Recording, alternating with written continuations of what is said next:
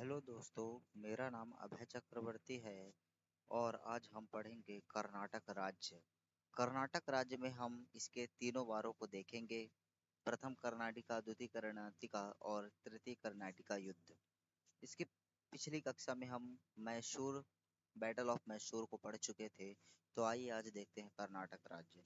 कर्नाटक राज्य की बात करें तो कर्नाटक राज्य जो था, बेसिकली ये जो कोरोमंडल का तट है, ये कोरोमंडल का तट है जो है, ये कर्नाटका के नाम से जाना जाता था। ये वाला तट, चूंकि ये मैसूर राज्य था और मैसूर राज्य जो है यह मालाबार के तट में था। किस में था? मालाबार के तट में जो है क्या है, मैसूर राज्य था।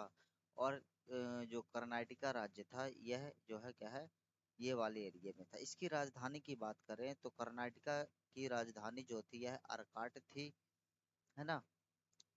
तो कर्नाटका की राजधानी जो थी आरकाट थी।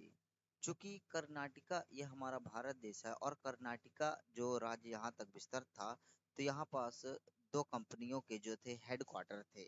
एक ईस्ट इंडिया कंपनी का जिस पर मद्रास था, और एक फ्रेंच कंपनी थी जिस पर पुदुचेरी पर जो है क्या है, कब्जा था, है ना। इन दोनों का जो है क्या है, अलग अलग स्थानों पर अलग अलग हेडक्वार्टर थे। चूंकि ये जो है कोरोमंडल के तट पर ही दोनों स्थित थे। तो आगे बढ़ते हैं कि कर्नाटक जो था, थोड़ा इतिहास के बारे में जानते हैं। कर्नाटक जो था मुगल दक्कन का एक सूबा था। कर्नाटक जो था बेसिकली यह मुगल दक्कन का एक सूबा था जो हैदराबाद के निजाम के अंतर्गत आता था। किसके? हैदराबाद के निजाम के अंतर्गत आता था। और हैदराबाद एम्पायर जो था यहाँ कहाँ विस्तृत था? हैदराबाद, राइट। तो यहाँ कहीं हैदराबाद था, विस्तृत था। तो इन हैदराबाद के जो है क्या है, अंतर्गत जो है क्या है, यह आता था। इसके बाद बात करें तो कर्नाटक का, चूंकि कर्नाटक का सूबेदार था एक शहादत उल्ला खां। क्या नाम था उसका? कर्नाटक का एक सूबेदार था शहादत उल्ला खान। यह स्वतंत्र होकर आरकोट को अपनी राजधानी बनाया तथा हैदराबाद निजाम से क्या हो गया, तथा हैदराबाद के निजाम से यह स्वतंत्र हो गया। नाम क्या था? सआदत उल्ला खान। कर्नाटक का सूबेदार था। चूंकि कर्नाटक का सूबेदार था तो हैदराबाद निजाम के अंतर्गत यह आता था, लेकिन इसने अपने हैदराबाद के निजाम के अंतर्गत से अपने आप को स्वतंत्र कर लिया और एक स्वतंत्र राजधानी आरकोट को अपनी जो है क्या है, राजधानी बताई। इसके बाद अगला नवाब आता है अनवरुद्दीन। अनवरुद्दीन यही इम्पोर्टेंट नवाब है कर्नाटक का।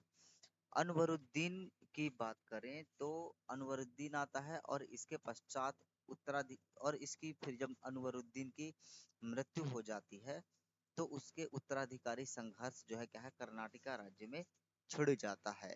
तथा इसी उत्तराधिकारी संघर्ष के कारण अंग्रेजों और फ्रांसीसियों को क्या मिल जाता है, कर्नाटक राज्य में हस्तक्षेप करने का मौका मिल जाता है ना। तो बेसिकली हम इसके जो है क्या है, कुछ इसका इतिहास देखा कर्नाटक राज्य का। अब मेंस में, चूंकि हम मेंस के पॉइंट ऑफ व्यू से हम इसको तैयार कर रहे हैं, तो हम इसको मेंस के पॉइंट ऑफ व्यू से देखेंगे कि प्रथम आंग्ल कर्नाटिका युद्ध पर संक्षिप्त टिप्पणी लिखिए। चूंकि प्रथम आंग्ल कर्नाटिका युद्ध जो है 1746 से 1748 तक चलता है। द्वितीय आंग्ल कर्नाटिका युद्ध 1749 से 1756 तक चलता है। तृतीय आंग्ल कर्नाटिका युद्ध 1756 से 1763 तक चलता है। एक क्वेश्चन आता है कि प्रथम कर्नाटिका युद्ध पे संक्षिप्त टिप्पणी लिखिए। यदि 5 मार्कर में ये क्वेश्चन आ जाएगा तो आप इसको कैसे हैंडल करेंगे, इसको कैसे डिस्कस करेंगे, राइट। तो मैं आंसर राइटिंग में आपके लिए लेकर आया हूँ, जिसमें हम जो है क्या है, ये देखिए 5 नंबर के हिसाब से हम कारण लिख देंगे, परिणाम लिख देंगे, महत्व लिख देंगे, समाप्ति लिख देंगे। इतने में हमारा 5 नंबर पूरा जो है क्या है, कवर हो जाएगा। तो हम 5 नंबर में प्रथम कर्नाटका युद्ध की बात करें तो चूंकि फ्रांस और अंग्रेज के मध्य हुआ था। किसके किसके मध्य हुआ था? फ्रांस और अंग्रेजों के मध्य हुआ था, जिसमें अंग्रेजों की सेना का नेतृत्व जो है बर्नेट कर रहा था, और फ्रांस की सेना का नेतृत्व डुप्ले कर रहा था। कारण क्या था? चूंकि कारण था ऑस्ट्रिया के उत्तराधिकारी का संघर्ष जारी था। क्या था? ऑस्ट्रिया के उत्तराधिकारी का संघर्ष, अर्थात यूरोप में जो है क्या है, ऑस्ट्रिया के उत्तराधिकारी का संघर्ष वहां स्टार्ट था, जिसका कुछ भाग, जिसका हमारे भारत में घरेलू रूप से देखने, उसका युद्ध का परिणाम जो है यहाँ भी देखने को मिलता है। दूसरा तत्कालिक कारण क्या था प्रथम कर्नाटक युद्ध का? तो फ्रांसीसियों के जल दो जलपोतों को क्या कर लिया था? अंग्रेजों के द्वारा कब्जा कर लिया जाता है। फ्रांसीसी के दो जलपोत थे, उन जलपोतों को जो है क्या है, अंग्रेजों के द्वारा क्या कर लिया जाता है? अंग्रेजों के द्वारा जो है क्या है, कब्जा कर लिया जाता है। अंग्रेजों के द्वारा जो है क्या है, कब्जा कर लिया जाता है, राइट। तो ये दो कारण हो गए। परिणाम क्या हुआ कि फ्रांसीसी इसमें चूंकि विजय रहे और अंग्रेज जो है क्या है, परास्त हो गए। महत्व क्या है? चूंकि इसका महत्व जो है प्रथम आंग्ल कर्नाटक युद्ध का, कि प्रथम चूंकि एक छोटी अनुशासित सेना भी एक बहुत बड़ी भारतीय सेना को पराजित कर सकती है। डुप्ले का कहना है कि एक छोटी अनुशासित सेना भी एक बहुत बड़ी भारतीय सेना को पराजित कर सकती है। ये महत्व हो गया। हमें इसको पॉइंट को समझाएंगे, वेट करिएगा। इस युद्ध में नौसेना के बल के महत्व को उजागर किया। क्या किया गया इस युद्ध में? जो है क्या है, इस युद्ध में नौसेना के नौसेना के बल के महत्व को उजागर किया गया है, अर्थात इसमें जो है नौसेना का महत्वपूर्ण रोल अदा करता है।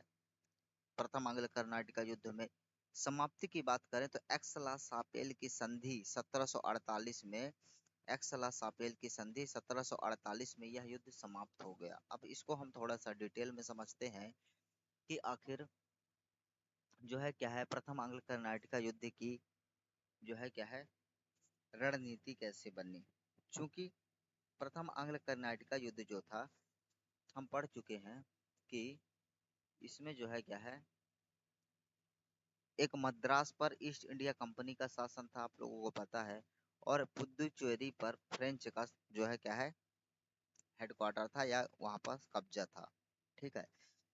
फ्रेंच पर जो था डुप्ले जो है क्या कर रहा था, फ्रेंच पर जो है क्या है, डुप्ले जो है यहाँ पर का कमांड जो है संभाला हुआ था, और मद्रास पर जो है बर्नेट के द्वारा संभाला गया था।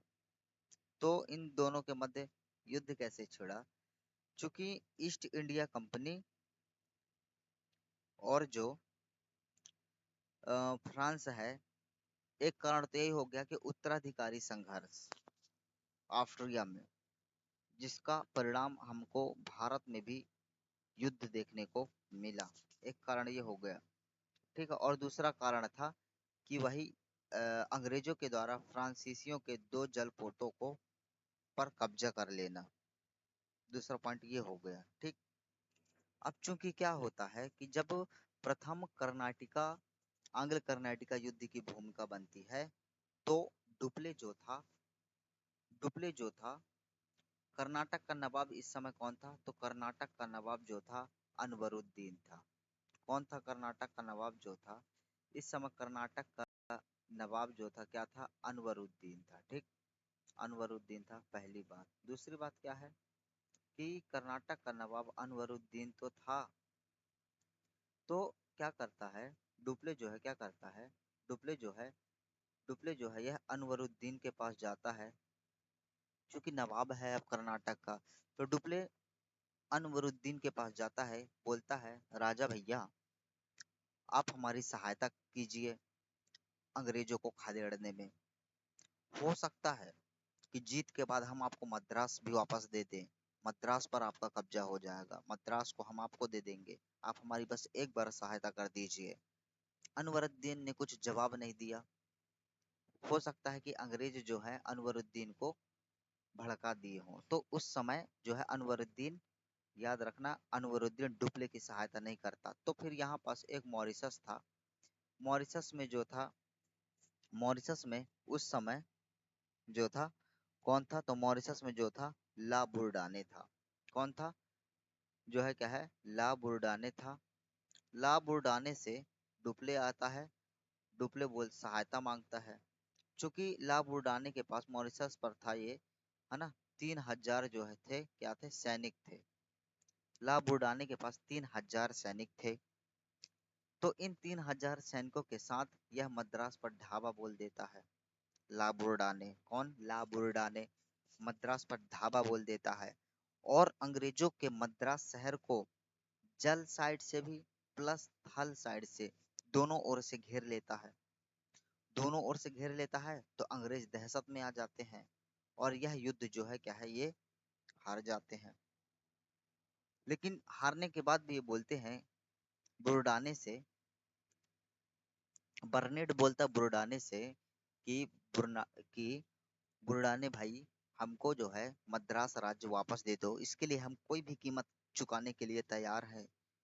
तो बुरडाने भी बोला कि एक काम करो, हमको 40,000 पाउंड दे दो, 40,000 पाउंड दे दो और अपना मद्रास शहर ले लो।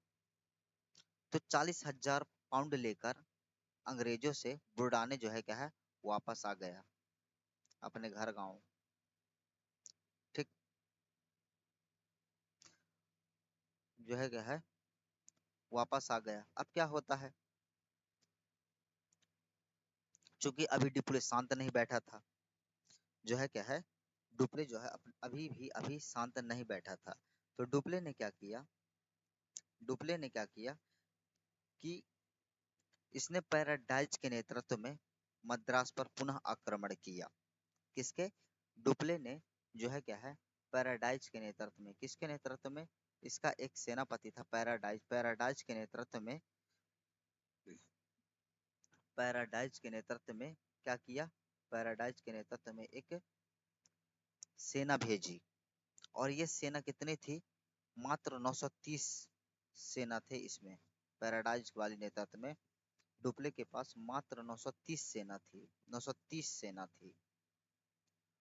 और यहाँ अनवरुद्दीन, अब चूंकि अनवरुद्दीन जो है अंग्रेजों का साथ देता है इसी युद्ध में, अनवरुद्दीन जो है क्या देता है, अंग्रेजों का साथ देता है। और अनवरुद्दीन की तरफ से कौन लड़ने जाता है, तो इसका एक, अनवरुद्दीन का जो है एक महफूज खां था, महफूज खां था, महफूज खां, महफूज खां जो है, महफूज खां जो है, यह अनवरुद्दीन के तरफ से जाता है। और इसके पास कितनी सेना थी, इसके पास जो है क्या है, महफूज खां के पास 10,000 सेना थी।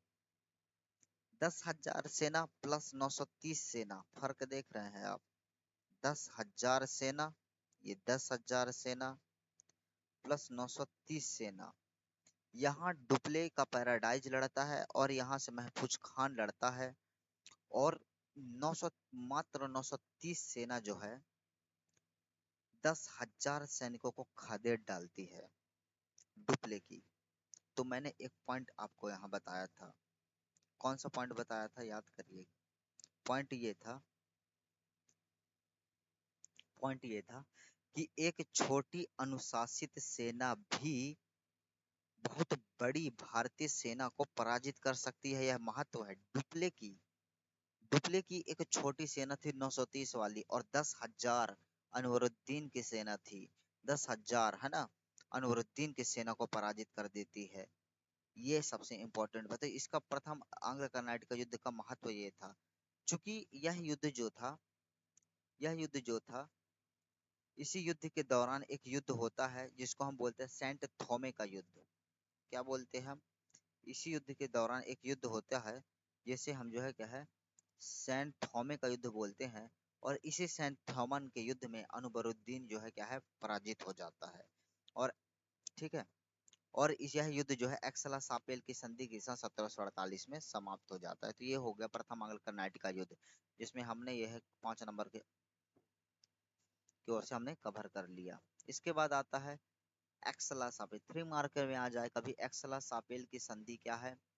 तो एक्सला सापेल की संधि, यह प्रथम कर्नाटक युद्ध की समाप्ति। एक्सला सापेल की संधि के तहत प्रथम कर्नाटक युद्ध की समाप्ति होती है। फ्रांसीसी के द्वारा मद्रास अंग्रेजों को दे दिया जाता है। देखिए, ये एक्सला सापेल की संधि के द्वारा क्या होता है कि फ्रांसीसियों के द्वारा मद्रास अंग्रेजों को दे दिया जाता है, तथा अंग्रेजों के द्वारा लुइस वर्ग, जो कि यूएसए में था, किसको दे दिया जाता, फ्रांसीसियों को दिया जाता। देख रहे हो कैसे लड़ाई हो रही है। देखिए, युद्ध हो रहा है, यूरोप में, सॉरी भारत में, है ना, और सौदा हो रहा है यूरोप में, और स्थानों का ट्रांसफर हो रहा है यूएसए में। इस तरह तो लड़ाई करते थे भाई साहब, अब क्या ही बताएं। इसके बाद एक्सला सापेल की संधि के बाद आता है सेंट थोमे या अंबूर का युद्ध, जो कि 1749 में हुआ था। डुप्ले और अनवरुद्दीन के मध्य होता है। डुप्ले और अनवरुद्दीन के मध्य जो सेंट थोमे के अंबूर का युद्ध होता है, तो इसका कारण था कि डुप्ले के द्वारा वादों से मुकर जाना, पहली बात। दूसरी बात है कि पहला युद्ध जिसमें किसी यूरोपीय शासक ने भारतीय शासक को हराया था। यूरोपीय शासक अर्थात डुप्ले ने भारतीय शासक अर्थात कर्नाटक राज्य के नवाब अनवरुद्दीन की सेना को हराया, वो भी बहुत कम सेना से हराया था। ठीक, तो ये हमने 3 पॉइंट इसमें कवर कर दिए सेंट थोमेया अंबूर के युद्ध में। अब द्वितीय कर्नाटक युद्ध पर संक्षिप्त टिप्पणी लिखिए। 1749 से 1754 तक जो है क्या है, द्वितीय कर्नाटक युद्ध जो है क्या है चलता है। द्वितीय कर्नाटक युद्ध की बात करें तो 1749 से 1754 तक चलता है। कारण क्या था? ब्रिटिश एवं फ्रांसीसी महत्वाकांक्षाएं तो थी ही, प्लस हैदराबाद तथा कर्नाटक में उत्तराधिकारी संघर्ष जारी था। और यह संघर्ष कैसे जारी था हम थोड़ी देर में बताएंगे। क्योंकि हैदराबाद में नासिर जंग और मुजफ्फर जंग के मध्य यह संघर्ष जारी था। और कर्नाटक की बात करें तो यह अनवरुद्दीन और चंदा साहब को के मध्य जारी था। चूंकि चंदा साहब को मराठों ने उस समय रिहा कर दिया था, इसको बंदी बना कर रखा गया था, तो रिहा कर दिया था। और चंदा साहब फिर आके कर्नाटक राज्य में अपना दावा बोलने लगा कि मेरा भी यहाँ अधिकार है और मैं ही नवाब बनूंगा। तो कर्नाटक के युद्ध में कर्नाटक में जो है क्या है, अनवरुद्दीन और चंदा साहब संघर्ष कर रहे थे, और हैदराबाद में नासिर जंग बना मुजफ्फर जंग युद्ध दावा कर रहे थे। परिणाम क्या हुआ कि प्रारंभ में फ्रांसीसी विजय होते रहे, परंतु कर्नाटका के द्वितीय युद्ध में डुप्ले के द्वारा फ्रांस चले जाने से यह युद्ध हार गए। क्योंकि उस समय जो है क्या है, यूरोपीय साइड युद्ध जो है छिड़ गए थे, तो डुप्ले को वापस बुला लिया गया था। इसलिए जो है क्या है, यह युद्ध जो है हार गए थे। द्वितीय कर्नाटक का युद्ध समाप्ति जो होती है यह पांडुचेरी की संधि के द्वारा जो है क्या है, पांडुचेरी की संधि के द्वारा यह समाप्त हो जाता है 1756 में। तृतीय आंग्ल कर्नाटक युद्ध पर संक्षिप्त टिप्पणी कीजिए। तो तृतीय आंग्ल कर्नाटक युद्ध की बात करें तो यह 1756 से 1763 के मध्य होता है। इसे सप्तवर्षीय युद्ध के नाम से भी जाना जाता है। कौन से वर्षीय? इसे सप्तवर्षीय युद्ध के नाम से भी जाना जाता है। कारण का था कि यूरोप में ऑस्ट्रिया वेस प्रसा के मध्य युद्ध छिड़ गया था। किसके किसके? यूरोप में ऑस्ट्रिया वेस प्रजा प्रसा के मध्य जो है का युद्ध छिड़ गया था। तो भारत में जो कि ऑस्ट्रिया का समर्थन यहाँ फ्रांस कर रहा था, और प्रसा का समर्थन ब्रिटेन कर रहा था। इसी कारण भारत में ईस्ट इंडिया कंपनी वेस्ट फ्रांसीसी भारत में ईस्ट इंडिया कंपनी वेस्ट फ्रांसीसी कंपनी के मध्य यह युद्ध हुआ। बस इसी कारण था। परिणाम क्या हुआ कि 1760 के वांडीवास के युद्ध में फ्रांसीसी बुरी तरह पराजित हो गए थे, और यह युद्ध 1763 की पेरिस की संधि के द्वारा समाप्त हो गया। कौन सी संधि के द्वारा? पेरिस की जो है क्या है, पेरिस की संधि के द्वारा यह युद्ध समाप्त हो गया। ठीक है, तो यही हो गया परिणाम। चूंकि तृतीय आंग्ल कर्नाटक युद्ध के समय उसी के दौरान एक वांडीवास का युद्ध होता है, 1760 का वांडीवास का युद्ध के नाम से जाना जाता है। और इसी वांडीवास के युद्ध में फ्रांसीसी बुरी तरह हार गए थे। चूंकि जो है क्या है, डुप्ले को बुला लिया गया था। डुप्ले को जो है क्या है बुला लिया गया था, और डुप्ले था नहीं, है ना, इसीलिए। तो इसके बाद आता है कि तृतीय आंग्ल कर्नाटक युद्ध में फ्रांसीसी कंपनी के पराजय के क्या कारण थे, बताइए। 5 मार्कर में आ जाएगा कि तृतीय आंग्ल कर्नाटक युद्ध में फ्रांसीसी जो है बहुत बुरी तरह पराजित हुए थे, इसके क्या कारण थे। तो पहला कारण हम लिखेंगे, क्योंकि फ्रेंच कंपनी जो थी एक सरकारी कंपनी थी। चूंकि फ्रेंच कंपनी जो थी एक सरकारी कंपनी थी। और दूसरी बात क्या है ईस्ट इंडिया कंपनी जो थी एक प्राइवेट कंपनी थी, अतः दोनों के डिसीजन मेकिंग में बहुत ही बड़ा अंतर होगा। चूंकि यह एक सरकारी कंपनी थी तो सरकार के द्वारा नियंत्रण होता था, तो अपने फिर डिसीजन ये स्वयं नहीं ले पाते थे। जबकि ईस्ट इंडिया कंपनी एक निजी कंपनी थी या प्राइवेट कंपनी थी, तो ये अपने डिसीजन आसानी से ले सकते थे। इसीलिए इन दोनों के डिसीजन मेकिंग में, निर्णय क्षमता में जमीन आसमान का फर्क था, दिन रात का अंतर था। तो एक कारण ये हो गया फ्रेंच कंपनी के हारने के कारण। दूसरी बात है कि फ्रेंच सरकार के द्वारा क्या है, फ्रेंच सरकार के द्वारा डुप्ले में फ्रांस को वापस बुला लिया जाता है। ये भी एक कारण था क्योंकि वहां भी युद्ध छिड़ गया था।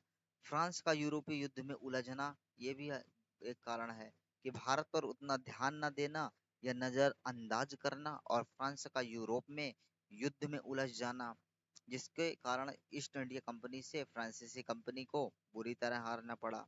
प्लासी के युद्ध के बाद, चूंकि प्लासी के युद्ध के बाद ईस्ट इंडिया कंपनी ने बंगाल में पूर्णतः नियंत्रण कर लिया था, स्थापित कर लिया था, जिससे वहां की अपार धन संपदा को, इनको आर्थिक रूप से बहुत ही ज्यादा लाभ हुआ।